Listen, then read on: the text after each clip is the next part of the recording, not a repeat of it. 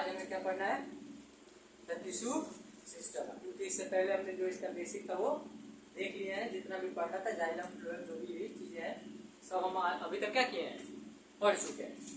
पढ़ चुके नहीं पढ़े, बाकी सिंपल वाला पढ़े ही हो, कॉम्प्लेक्स थोड़ा बहुत जानते ही हो। अब हम लोग तो पढ़ रहे हैं परमानेंट टिश्यू में ही पढ़ेंगे जो पढ़ेंगे। लेकिन इससे पहले हमने पढ़ चुका है कि कौन मेरिस्टेमेटिक टिश्यू में कौन आते हैं, कौन लेटरल होता है, कौन इंटरकैली होता है, कौन एपिकल होता है। ये कहानी तो खत्म हो गई है।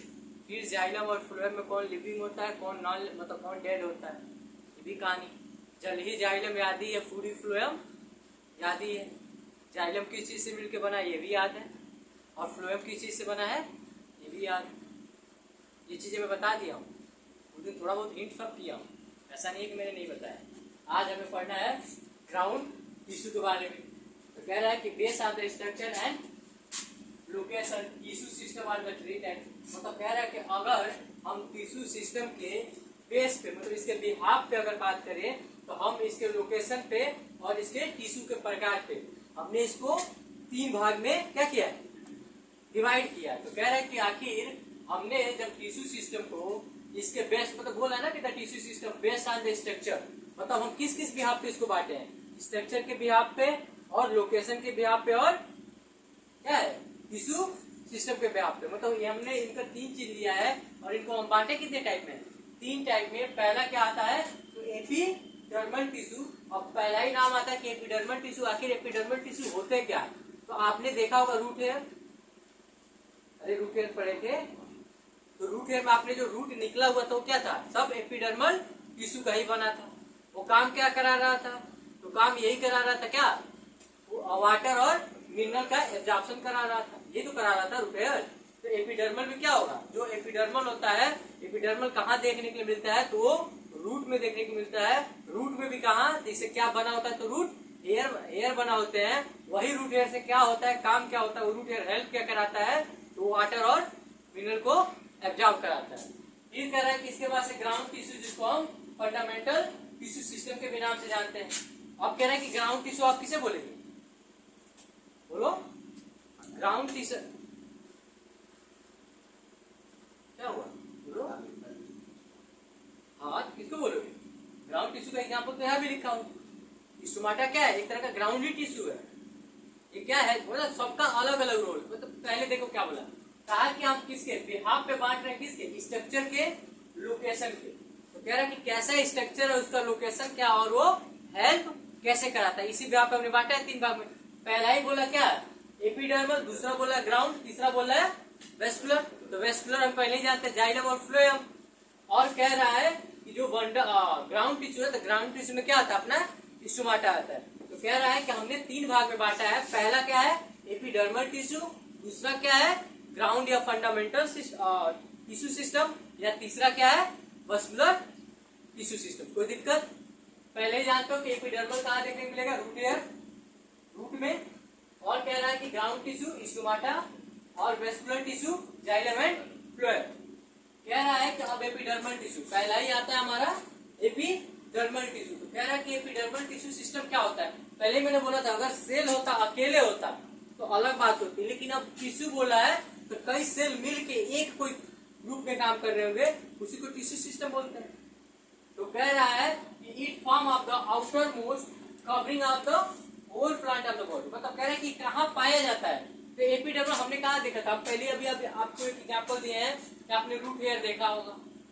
रूट हेयर पाया कहाँ जाता है, बॉडी को खुली को पाया जाता है, प्लांट के बॉडी के अंदर होता है, दिखाई देता है ना। जब भी आप किसी पौधे का जड़ अगर उखाड़ते हो तो उसमें से क्या दिखता है, रूट हेयर दिखता है, तो बाहरी पार्ट है ना। तो कह रहे हैं कि जो एपिडर्मल टिश्यू सिस्टम होते हैं ये आउटर मोस्ट कवरिंग होते हैं। मतलब कोई भी प्लांट बॉडी ले लो, उस प्लांट बॉडी के अपर पार्ट जो होगा, अपर का जितना पार्ट आपको दिखाई देगा वो सब किस चीज का बना होगा, एपिडर्मल टिश्यू का बना होगा। लेकिन कह रहा है कि कहाँ पाए जाएंगे, तो पूरे क्या बोला होल प्लांट बॉडी, मतलब पूरे प्लांट बॉडी के ऐसा कोई ऐसा जगह नहीं है जहाँ ये ऊपर से देखने पे वहां प्रेजेंट ना हो, मतलब पूरे प्लांट बॉडी में पाए जाएंगे। फिर कह रहा है कि compare epidermal cell and stomata and epidermal appendage. कह रहा है कि ट्राइकोम एंड हेयर, मतलब कह रहा है कि अगर बात किया जाए एपिडर्मल टिश्यू को, तो एपिडर्मल टिश्यू में क्या बोला है आपका, कंपेयर किससे कराना है, एपिडर्मल टिश्यूज और स्टोमाटा से। तो कह रहा है कि एपिडर्मल जो अपेंडेज होते हैं उसमें क्या क्या देखने को मिलेगा हमें, टाइसोम और हेयर। मतलब स्टोमाटा में ये चीजें नहीं होंगी, स्टोमाटा अपना अलग काम कर रहा होगा जो अभी मैं बताऊंगा। लेकिन कह रहा है कि यही जो जो एपिडर्मल क्या होता है, एपिडर्मल अपेंडेज होते हैं उसमें दो चीजें देखने की मिलेगी। पहला क्या होगा, टाइचोसोम, दूसरा क्या होगा, रूट हेयर। मतलब बॉडी के ऊपर जो हेयर दिखता है प्लांट में वो किसका बना होगा, एपिडर्मल अपेंडेज का बना होगा। दिमाग में रखना, एपिडर्मल अपेंडेज में दो चीजें देखने की मिलेगी। पहला होगा ट्राइसोम, दूसरा होगा रूट हेयर या हेयर। कह रहे लेकिन स्टोमाटा बात अलग हो गई। अब कह रहे कि it is the outer most layer of the primary plant body. मतलब कह रहा है कि जो एपिडर्मल अभी बोला होल बॉडी पे पाया जाएगा, तो अब वही बात बोला कि जो पूरे बॉडी पे पाया जाएगा, तो कह रहा है कि क्या होगा, आउटर मोस्ट होगा। कह रहा है कि of the primary plant body, जो प्लांट बॉडी बना रहा होगा, जो प्राइमरी ग्रोथ होगी या प्राइमरी पार्ट होगा उसका सेकेंडरी प्राइमरी में बताया है, याद है ना। सेकेंडरी चौड़ाई बढ़ाता है, लेकिन प्राइमरी क्या करता है, ब्रांच और लंबाई बढ़ाता है। तो कह रहा है कि प्राइमरी जो है तो कहाँ देखने को मिलेगा, प्राइमरी प्लांट बॉडी पे भी देखने को मिलेगा। कह रहा है कि एपिडर्मल इज द यूरी, कह रहा है कि यूजुअली सिंगल है। मतलब कह रहा है कि जो एपिडर्मल होता है ये मल्टी लेयर नहीं होता है। जनरली क्या होता है, अरे यूजुअली मतलब जनरली क्या होता है, सिंगल लेयर का होता है, डबल लेयर का नहीं होता है। अब कह रहा है कि इसके वजह से it is made up of elongated. अब देखो बना तो होता है लेकिन कैसा होता है,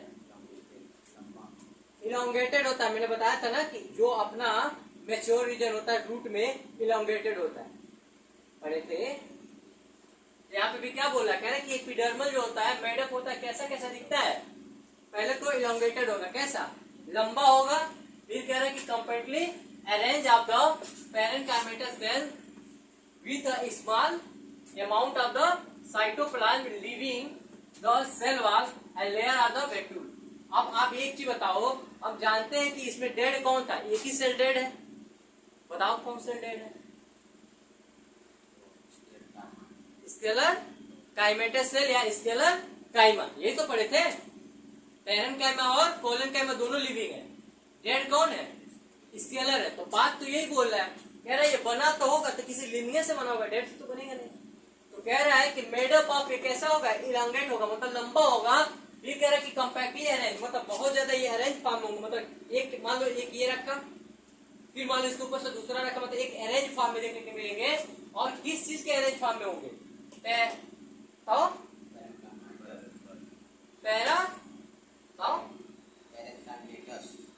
पैरेन्काइमेटस सेल बोलोगे तभी याद होगा, नहीं बोलोगे तो भाई प्लांट ऐसा चीज है कि आएगा और निकल लेगा। तो कह रहा है कि अरेंज होता है पैरेन्काइमेटस सेल में विथ द स्मॉल, इसमें और क्या देखने को मिलता है, कुछ छोटा अमाउंट में साइटोप्लाज्म प्रेजेंट होता है। और ये होता कैसा है, लिविंग होता है, डेड नहीं होता। मतलब कहने का मतलब जो एपिडर्मल सेल होता है वो इलांगेटेड होता है। और कह रहा है कि ये कंपैक्टली बहुत ज्यादा कंपैक्टली अरेंज होता है पैरेन्काइमेटस सेल के थ्रू।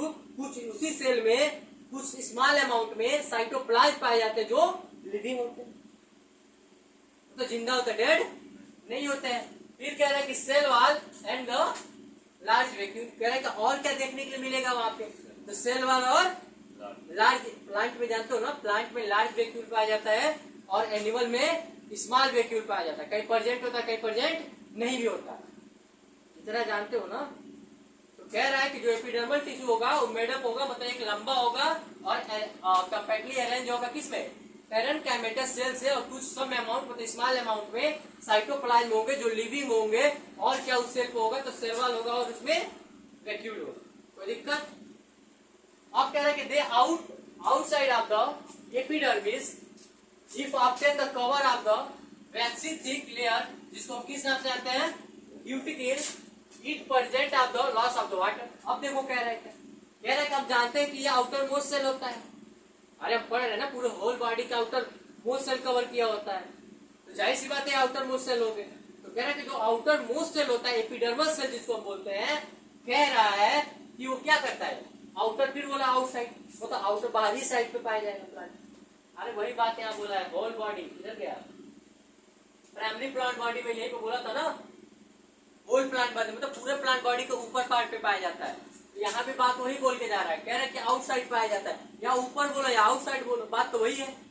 कह रहा है कि और कौन से सेल होते हैं, वो एपिडर्मल होते हैं, लेकिन कह रहा है कि कवर किया होता है, ये क्यों मजबूत होता है, जैसे पेड़ के छाला देखो ना तो मजबूत होता है कि नहीं, तो कह रहा है वो मजबूत होता है, मजबूत होने के पीछे का कारण क्या होता है, वैक्सी थिक लेयर होते हैं जिसको हम क्यूटिकल के नाम से जानते हैं। वो मजबूती जो प्रदान करता है वो वैक्स, वैक्स मतलब जो जितने भी प्लांट के खराब पार्ट होते हैं, मतलब वेस्ट मटेरियल होता है, वो कहाँ के डिपोजिट होता है, एपिडर्मल सेल पे, जिसको हम क्या बोलते हैं, वैक्स थिक लेयर बोलते हैं, जिसी का दूसरा नाम क्या है, क्यूटिकल है, जिसको तुम कोयला बोलते हो, प्लांट का छिलका बोलते हो, समझ में आया। वो प्लांट का वेस्ट मटेरियल से बना होता है, जिसको हम क्या बोलते हैं, वैक्स थिक लेयर बोलते हैं, जिसका दूसरा नाम क्या है, क्यूटिकल है। कह रहा है कि जो क्यूटिकल होता है ये क्या करता है, अब्सेंट होता है किसमें, रूट में। तो आपने देखा होगा जब रूट उखाड़ते हो तो रूट में छिलका नहीं होता है, आपने नोटिस किया है, जो प्लांट के ऊपर छाला होता है उसको निकालते हो तो मजबूत होता है, लेकिन वही रूट को आप निकालते हो तो उसमें कोई भी छिलका या छाला नहीं होता है। तो कह रहा है कि जो ये वैक्सी थिक लेयर होता है जिसे हम क्यूटिकल के नाम से जानते हैं, आखिर वो होता क्यों है, वो होता इसीलिए है कि प्लांट के अंदर से पानी क्या हो जाए, इवोपरेट करके बाहर निकल ना जाए, क्योंकि टेम्परेचर पड़ेगा तो डायरेक्ट बॉडी से कांटेक्ट होगा ना, तो बॉडी से कांटेक्ट ना हो जाए डायरेक्ट हीट, अगर हीट कांटेक्ट होगा तो वाटर लॉस होगा, ये क्लियर है ना। अरे हम लोग जैसे धूप में जाते तो हमारे बॉडी से पसीना निकलना स्टार्ट होता है कि नहीं होता है, यानी हमारा बॉडी क्या किया, डायरेक्ट हीट से कांटेक्ट में है, जिसकी वजह से हमारी बॉडी इवोपरेट होकर निकलने लगी ताकि हमारी बॉडी ठंडा रह सके। ये भी क्या करेगा, जब हम जानते हैं प्लांट बॉडी पे डायरेक्ट हीट पड़ेगा तो जाहिर सी बात है हीट के प्रेजेंट पे जब आएगा मतलब तो क्या करेगा, वाटर लॉस करेगा, तो वाटर लॉस करेगा तो प्लांट खराब हो सकता है, डेड कर जा सकता है। तो डेड ना करे उसके लिए कौन सा लेयर बना होता है, वैक्सी थिक लेयर बना होता है, जिसको क्या बोलते हैं, क्यूटिकल बोलते हैं, जो किसमें हेल्प कराता है, तो प्रिवेंट मतलब किससे बचाता है, तो लॉस ऑफ वाटर, मतलब उसके बॉडी से पानी लॉस हो, मतलब इवोपरेट होके बाहर निकल ना जाए। कोई दिक्कत यहाँ तक, ये अभी एपिडर्मल चल रहा है। अब आ रहा है स्टोमाटा पे, कह रहा है कि जो देखो अब बोला कि स्टोमाटा, स्टोमाटा में कह रहा है कि हम जानते हैं कि स्टोमाटा में दो टाइप के देखने को मिलते हैं, एक मोनोकट के एक डायोकट के। स्टोमाटा में कितने टाइप के, दो टाइप के देखने को मिलते हैं, एक डायोकट का एक मोनोकट का। तो कह रहा है कि जो डायोकट का आपने देखा होंगे, डायोकट के एग्जाम्पल सिंपल ग्रासेस होते हैं, कह रहा है कि उनमें जो देखे होंगे उनका जो स्टोमाटा, ये डंबल देखो जो जिम उम करते हो, अरे जिम करते हो ना तो डंबल बनाए होगे, तो यहाँ से अगर समझ लो कि अपने मुट्ठी से मैं पकड़ लूं तो दोनों साइड क्या होगा, डंबल ही तो होगा। ऐसे अगर पकड़ता हूँ तो दोनों डंबल की साइड दिख रहे हैं ना। तो कह रहे हैं कि जो मोनोकट वाले होंगे, जो ग्रासेस वाले होंगे, उनका शेप कैसा होगा, डंबल शेप होगा। समझ में आया कुछ क्या बोलूंगा,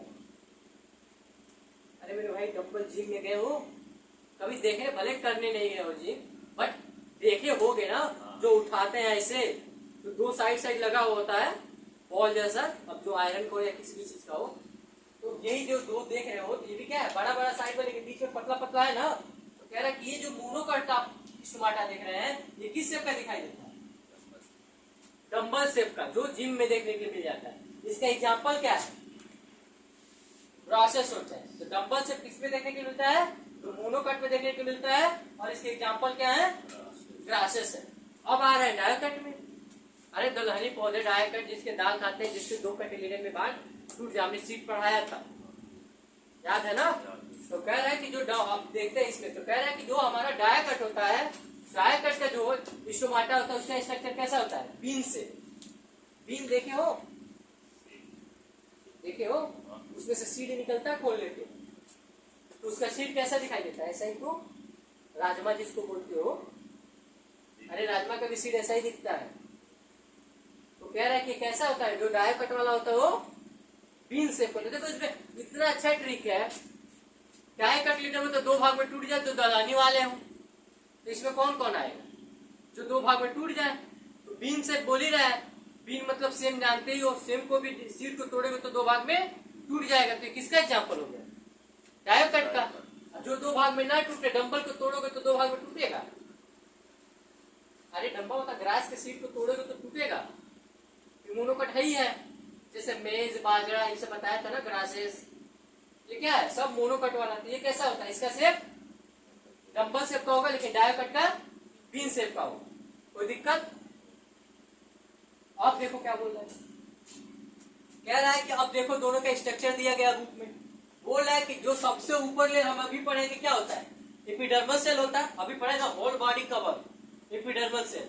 तो कह रहा है कि सबसे ऊपर कौन सा लेयर पाया जाएगा, एपिडर्मल का। वो कहीं भी काटोगे, चाहे स्टेम काटो, चाहे रूट काटो, चाहे लीफ काटो, अगर किसी का टीएस करते हो तो सबसे ऊपर वाला लेयर क्या होगा। ये बात यहाँ पे क्लियर करके जाना ना, होल बॉडी आउटर कवरिंग, यानी कहीं भी आप काट लो उसका आउटर पार्ट वाला कौन सा लेयर होगा, एपिडर्मल का ही होगा। अभी आएगा आगे हम जो पढ़ेंगे। तो कह रहा है जो दूसरा लेयर आता है इसमें, उसे हम क्या बोलते हैं, सबडेरी लेयर। मतलब कह रहा है कि जो ये जस्ट इसके बगल में, क्लोरोप्लास्ट के बगल वाला जो लेयर होता है उसे क्या बोलते हैं, सब्सिडरी लेयर बोलते हैं। लेकिन कह रहा है कि वही भी देखो उसके बाद से कौन आता है, तीसरा क्लोरोप्लास्ट, जहां पे सनलाइट को क्या किया जाता है, ट्रैप किया जाता है। तो यहाँ पे देखो जो बीन शेप वाला है, जो डायकट वाला है, ये जो डॉट डॉट स्ट्रक्चर मैंने दिखाया है, ये सब क्या है, क्लोरोप्लास्ट है। लेकिन वही मोनोकट में देखो क्लोरोप्लास्ट की एरिया कितना है, दिख रहा है, दिख रहा है कि नहीं। ये जो पार्ट दिख रहा है, ये वाला और ये वाला, ये क्या है, मोनोकट का क्लोरोप्लास्ट है। और ये जो डॉट डॉट दिख रहा है, ये डायकट के क्लोरोप्लास्ट है, जहां पे क्या किया जाता है, सनलाइट को एब्जॉर्ब किया जाता है। फिर कह रहा है कि ग्राउंड सेल। अब ग्राउंड सेल क्या होते हैं, जैसे ये डंबल शेप हम लोग देख रहे थे, बीन शेप देख रहे थे, यही जो सेल है ये वाला बीन शेप वाला या डंबल शेप वाला, इसी को हम क्या दूसरे किस नाम से जानते हैं, ग्राउंड सेल या गार्ड सेल के, सॉरी ग्राउंड सेल कह रहे हैं, गार्ड सेल के नाम से जाना जाता है। मतलब ग्राउंड सेल नहीं, तो ग्राउंड सेल तो पढ़ेंगे, अभी पढ़ेंगे, वो मिस्टेक हो गया बाय मिस्टेक। मतलब यहाँ पे क्या बोला, गार्ड सेल है। तो मतलब कह रहे हैं कि जो ये बीन शेप है और डंबल शेप है, कह रहा है कि ये डंबल शेप आप देख रहे थे और ये जो बीन शेप देख रहे हैं, इसको हम क्या बोलते हैं, ग्राउंड गार्ड सेल बोलते हैं। फिर कह रहा है कि स्टोमाटा पोर, मतलब कह रहा है कि बताइए जो स्टोमाटा ओपन और क्लोज होता है ना, पोर वही देखने को मिलेगा। अरे खुलेगा तो छिद्र दिखेगा, छेद दिखेगा, पोर दिखेगा, बंद हो जाएगा तो नहीं दिखेगा। तो कह रहा है कि ये आखिर स्टोमाटा जो पोर होते हैं वो कहाँ होते हैं, तो सबसे अंदर पार्ट में जो खाली जगह होता है वो क्या होता है, पोर होता है। इसमें भी जो खाली जगह है वही पोर होगा, लेकिन यहाँ दिखाई नहीं देता है। अरे सबसे ऊपर वाला लेयर एपिडर्मल, उसके बाद वाला लेयर सब्सिडरी सेल, उसके बाद वाला क्लोरोप्लास्ट, उसके बाद वाला गार्ड सेल, उसके बाद वाला, इसी का दूसरा नाम क्या होता है, अपर्चर। कोई दिक्कत? ये पूछा जा चुका है, सीक्वेंस पूछा था। सबसे ऊपर क्या पाया जाएगा, दूसरा क्या पाया जाएगा, तीसरा क्या पाया जाएगा, चौथा क्या पाया जाएगा, पांचवा। कोई दिक्कत? इसी का दूसरा नाम। और मोनोकट और डायकट में डिफरेंस दिख गया, क्या है, ये कैसा दिखेगा, ये कैसा दिखेगा, ये इसका एग्जांपल क्या हो सकते हैं, डायकट जितने आ जाए, इसमें मोनोकट प्रोसेस। कोई दिक्कत है यहाँ पर? ये याद रखना, जब भी किसी चीज का टीएस करोगे सबसे ऊपर वाला लेयर क्या होगा, कोई दिक्कत? पहले ही सेंटेंस बोल के जा रहे हैं, ठीक है। अब इसके आगे देखते हैं स्टोमाटा में क्या है। तो स्टोमाटा हम जानते हैं कि स्टोमाटा क्या करता है, गैसियस एक्सचेंज करता है। पुरानी बातें हम पढ़ ही चुके हैं। स्टोमाटा का काम क्या होता है, गैसियस का एक्सचेंज करना, CO2 को अंदर लेना और O2 को बाहर करना, यही काम होता है। ये वो पार्ट होता है, एपिडर्मल लीफ पे पाया जाता है, मतलब लीफ के पिछले पार्ट पे ही पाया जाएगा, अपर पार्ट ही वाले स्टोमाटा वहीं पे पाया जाएगा, लीफ पे ही पाया जाते हैं। तो कह रहा है कि ये क्या कराता, क्या है, ये गैस का एक्सचेंज कराता है, मतलब CO2 को इनटेक करेगा, O2 को आउटटेक कर देगा, मतलब बाहर निकाल देगा। और कह रहा है कि जो स्टोमाटा होता है इसमें और क्या इसका काम होता है, जो ओपनिंग और क्लोजिंग होता है वो कौन कराता है, ओपनिंग। जैसे स्टोमाटा ये है ना, जो पोर दिख रहा है, इसको मान लो बंद करेगा, एक बार खोलेगा, तभी तो गैस का एक्सचेंज होगा। क्या करेगा, यहाँ से CO2 इन करेगा और O2 आउट कर देगा। तो कह रहा है कि ओपन और क्लोज हो रहा होगा, ये कराएगा कौन, गार्ड सेल जो होता है, बॉडी सेल तो है, यही तो जब चिपकेगा तो चिप बंद हो जाएगा, जब खुलेगा तो ओपन हो जाएगा। तो कह रहे हैं कि ओपन और क्लोज का जो काम कराता है स्टोमाटा में, वो कौन कराता है, ग्राउंड सेल कराता है, और गैसियस स्टोमाटा वो पार्ट होता है, प्लांट का वो जगह होता है जहां से क्या होता है, गैसियस एक्सचेंज देखने को मिलता है, जिसमें CO2 अंदर जाता है और O2 बाहर आता है। यहीं पे क्या होता है, सनलाइट ट्रैप होता है, यहीं पे भी क्या करते हैं, प्लांट अपना भोजन सिंथेसिस करते हैं। इसके पीछे का वजह क्या है कि यहाँ पे कौन से प्रेजेंट है, क्लोरोप्लास्ट प्रेजेंट। कोई दिक्कत है यहाँ तक? बाकी सब सेल तो आपको पता ही है कौन सेल कहाँ है, बाकी और कुछ इसमें बचा नहीं। इसके बाद जब हम पढ़ेंगे अगला टॉपिक, अपना अगला टॉपिक है एपिडर्मल अपेंडेज। ठीक है,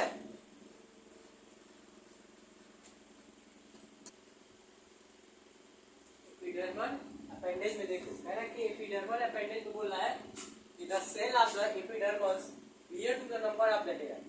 मतलब कह रहा है कि जो एपिडर्मल अपेंडेज होते हैं ये किस पे निर्भर करते हैं, हेयर के नंबर पे निर्भर करते हैं। मतलब कितना हेयर कहाँ है, कितना परसेंट है, यहाँ ज्यादा अमाउंट में परसेंट है, कहाँ कम अमाउंट में परसेंट है। कह रहा है कि जो रूट हेयर, आपने रूट हेयर पढ़ाई है, पहले भी हम पढ़ चुके हैं मार्कोलॉजी में पढ़ा था कि नहीं। तो कह रहा है कि जो रूट हेयर है, कह रहा है कि ये कैसा होता है, यूनिसेलुलर होता है और इलांगेटेड होता है।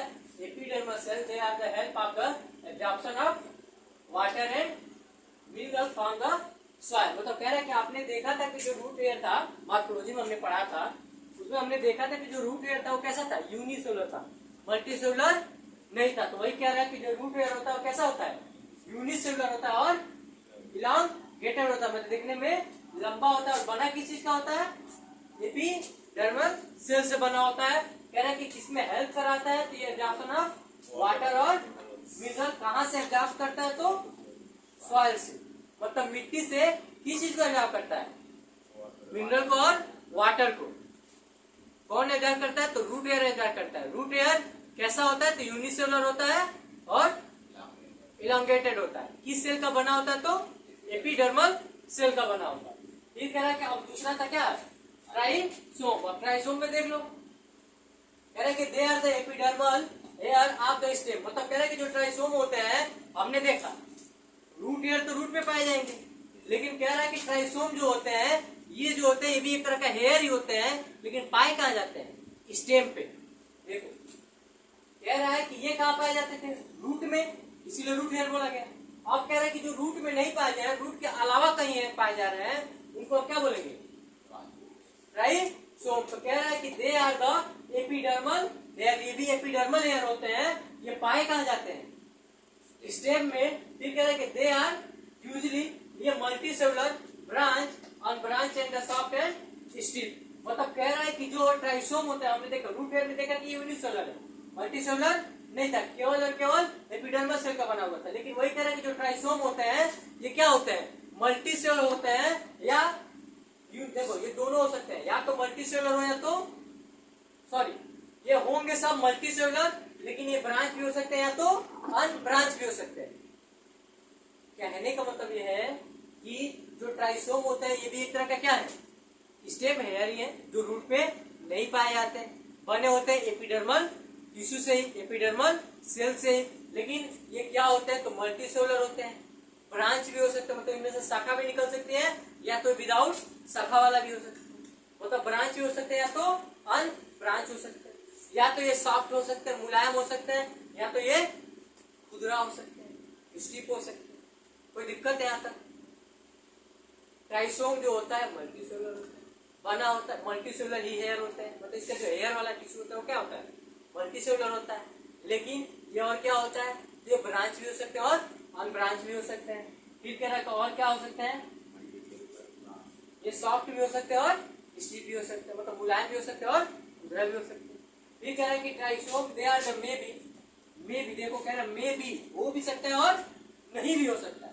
मे बी मीनिंग का मतलब है हो भी सकता है और नहीं भी हो सकता है। तो कह रहा है कि जो ट्राइसोम होते हैं दे मे बी स्कैटर्ड, मतलब या तो फैले हुए होंगे,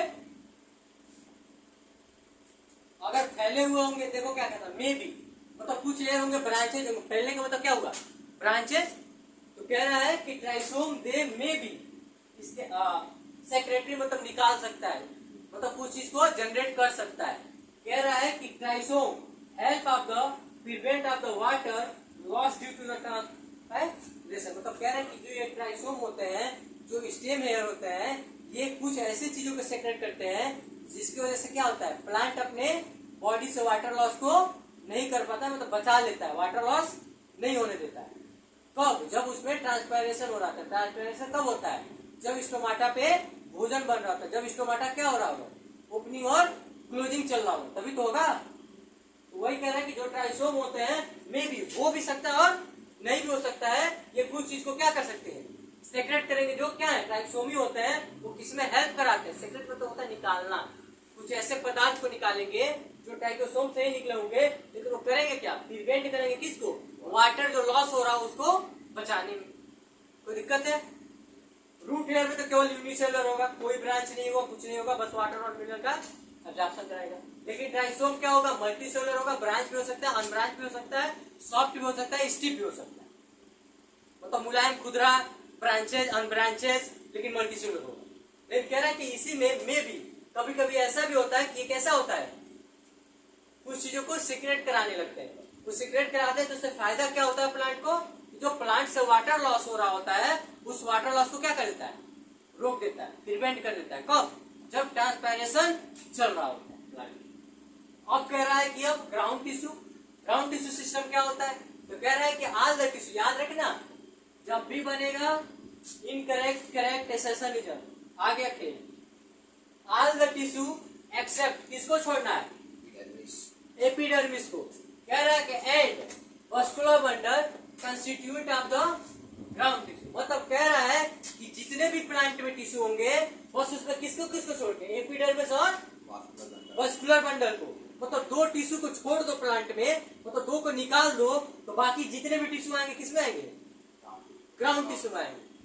मतलब कह रहे हैं कि दो टिश्यू को उसमें इंक्लूड नहीं करना है। और दो कौन कौन है, एपिडर्मिस है और वस्कुलर बंडल है। कह रहा है कि इन दोनों को अगर छोड़ दिया जाए तो प्लांट में जितने भी टिश्यू हो सब के सब कितने आएंगे, ग्राउंड टिश्यू सिस्टम में आएंगे।